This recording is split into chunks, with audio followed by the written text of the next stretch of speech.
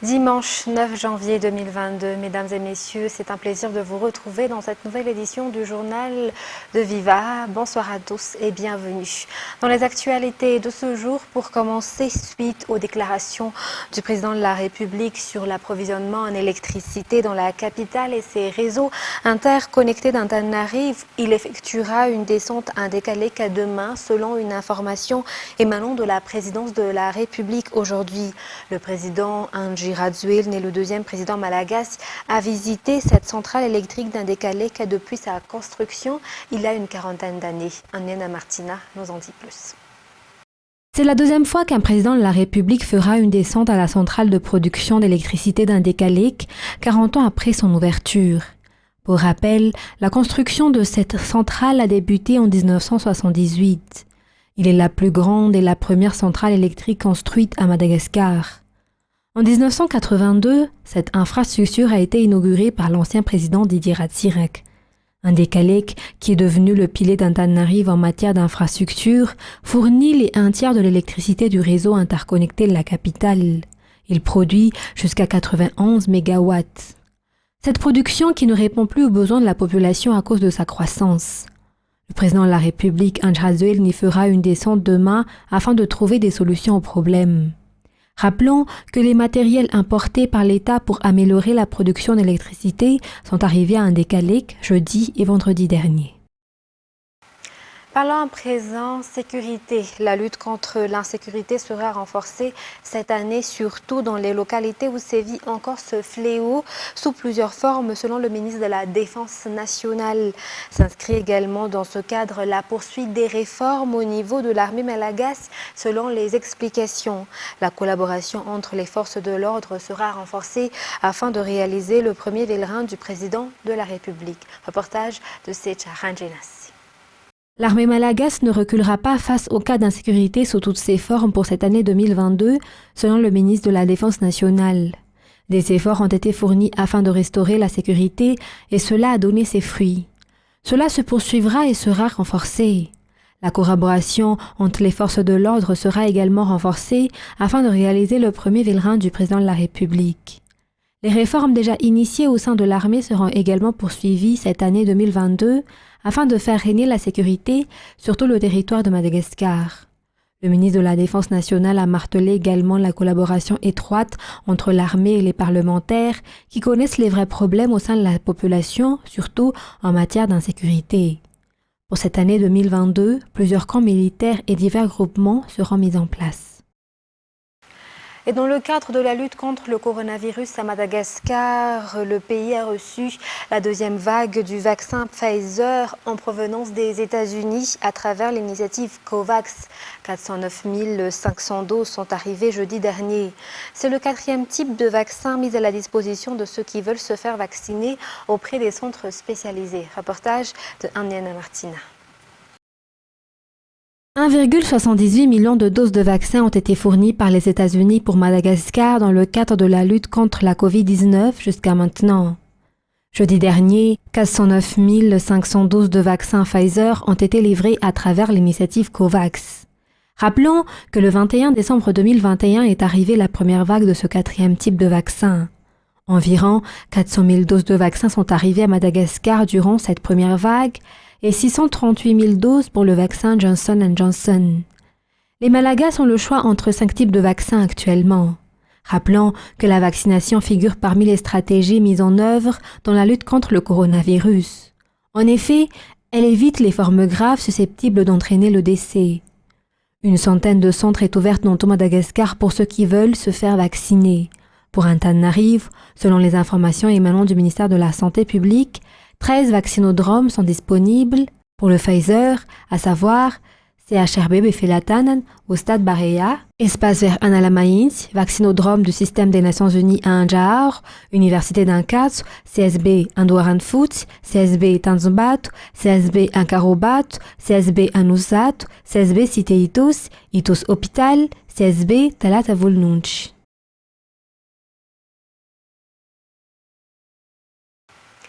Et puisqu'on en parle, outre la lutte contre la propagation du virus Covid-19, le ministère de la Santé publique se focalise également dans la réhabilitation et la construction des infrastructures dédiées à la santé pour cette année.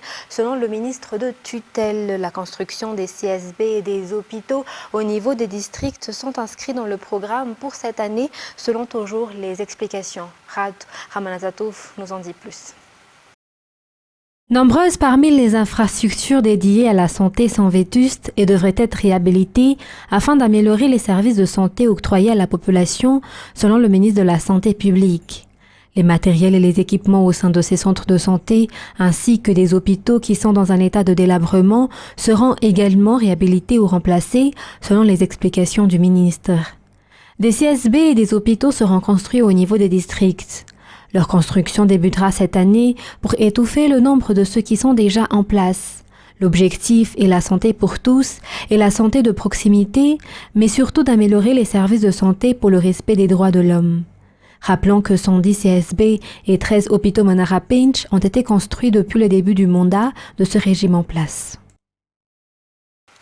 Passons à présent aux actualités sportives. Les sélections du Cameroun et du Burkina Faso ont ouvert la Coupe d'Afrique des Nations de football, la CAN 2022, ce soir à 19h, heure de Madagascar, au stade Olambé à Yaoundé, au Cameroun.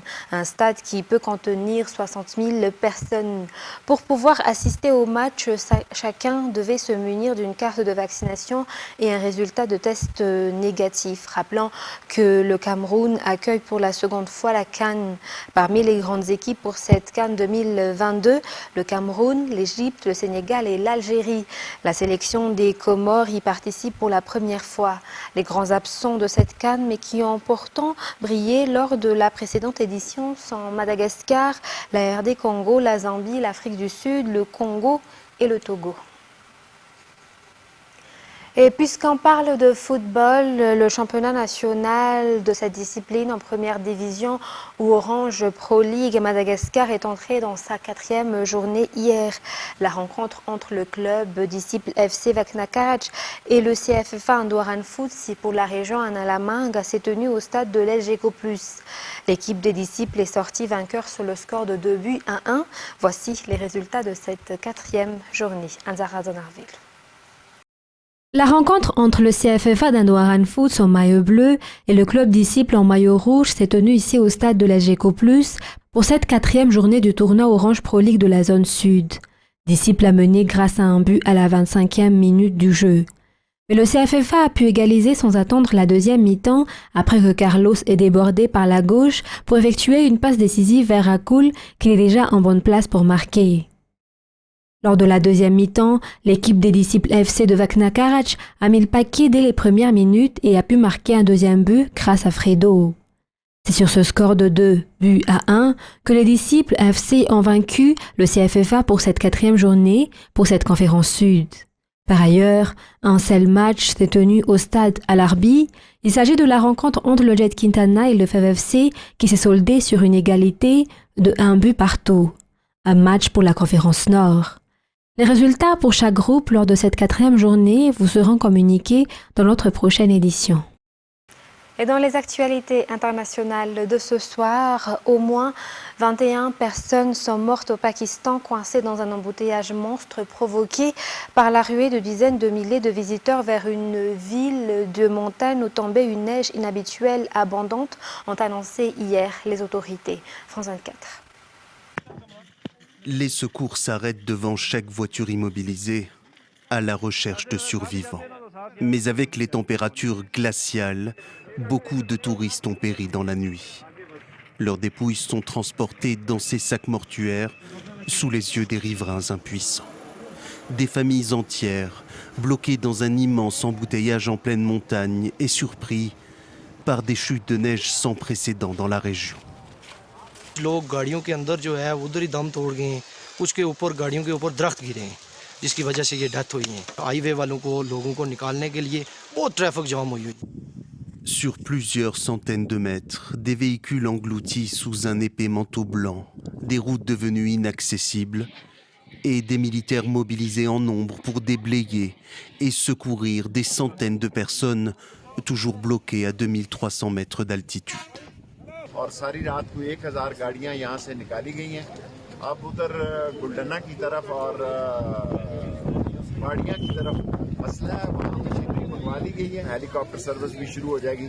अगर कहीं दूर दराज किसी जंगल में भी कोई फंसा है तो उसको भी हम ढूंढ निकालेंगे। Une course contre la montre, alors qu'à une centaine de kilomètres de là, à Islamabad, le rapatriement des corps se poursuit. La majorité des victimes étaient originaires de la capitale et se rendaient à Mouri lors de sorties familiales. क्या बताऊं कि जब मुझे पता लगा ना, यकीन करें कि अभी तक मैं जिसे कहते हैं यकीन मुझे नहीं आ रहा। और जितनी भी हरकतें हुई हैं ना, बहुत नफीस इंसान थे वो। अब देखें ना, 8 मैयत थे जितनी भी हुई हैं, अब उन पर तो क़यामत टूट पड़ी ना।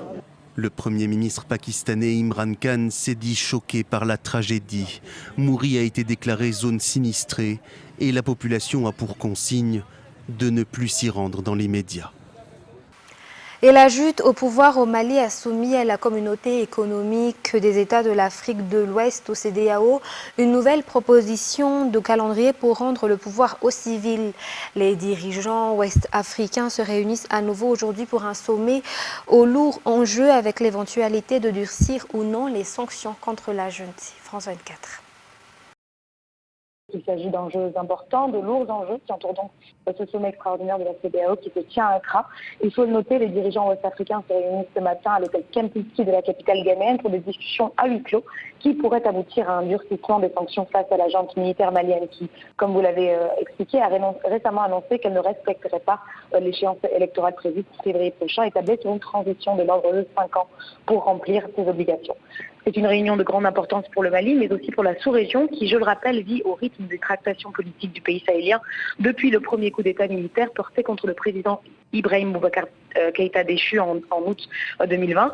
La CEDEAO avait alors suspendu le Mali de tous ses organes de décision. C'est encore le cas aujourd'hui. Elle avait aussi fermé toutes les frontières terrestres et aériennes et instauré un embargo sur les échanges financiers et commerciaux. Même si les discussions diplomatiques se poursuivent, le risque d'un enlisement de la situation économique malienne et donc indirectement de la situation sécuritaire dans le pays se profile si aucun accord n'est trouvé aujourd'hui entre la CEDEAO et le président de la transition malienne. Pour l'organisation, il s'agit avant tout et surtout de préserver une crédibilité mise à mal finalement ces dernières années par l'instabilité politique croissante dans la sous-région et donc de stopper un effet domino qui verrait les autorités étatiques menacées par le bras militaire. Je précise que c'est la 8e fois que les dirigeants ouest-africains se réunissent pour parler du Mali, sans compter les sommets ordinaires. Toujours dans cette page internationale, pour conclure, plusieurs manifestants contre le projet de phase vaccinale se sont déroulés hier à travers la France, quelques jours après les déclarations d'Emmanuel Macron sur les non-vaccinés. France 24 nous en dit plus. Réfractaires et en colère. Ce samedi, dans toute la France, ils étaient près de 100 000 à marcher contre la transformation du pass sanitaire en pass vaccinal. À Paris, presque 18 000 présents malgré la pluie, et majoritairement sans masque. Maintenant, moi je gère ma santé comme je l'entends et j'ai pas envie qu'on vienne me dire voilà, tu t'injectes ça. Je prends même pas de Doliprane et aujourd'hui on va me dire vas-y, mets cette piqûre qui est de l'ARN messager ou un truc comme ça. Pour beaucoup, les récentes déclarations du président de la République ne passent pas. Dans une interview au journal Le Parisien, le chef de l'État disait notamment vouloir emmerder les Français non vaccinés. Notre président est en train de monter les personnes vaccinées contre les personnes non vaccinées. Et ça, c'est pas digne d'un président de la République. Les propos qu'il a tenus récemment sont totalement choquants. 93% des personnes majeures ont déjà reçu au moins une dose de vaccin anti-Covid. Même pour les autres, si la loi passe, il ne sera plus possible d'accéder au transport, à certains lieux et événements publics. C'est à l'atteinte à nos libertés. Je ne suis pas vaccinée, je vous réponds tout de suite. Voilà, donc c'est nos libertés. Macron ne respecte pas la Constitution, donc c'est très grave pour moi. Selon le gouvernement, les patients non vaccinés ont 9 fois plus de chances de se retrouver en service de réanimation s'ils attrapent le coronavirus. L'exécutif espère que la loi sur le pass vaccinal sera promulguée d'ici la mi-janvier. Mesdames et messieurs, ainsi s'achève cette édition pour ce soir. Je vous remercie de nous avoir suivis jusqu'à son terme. Très bonne continuation sur Viva. Au revoir.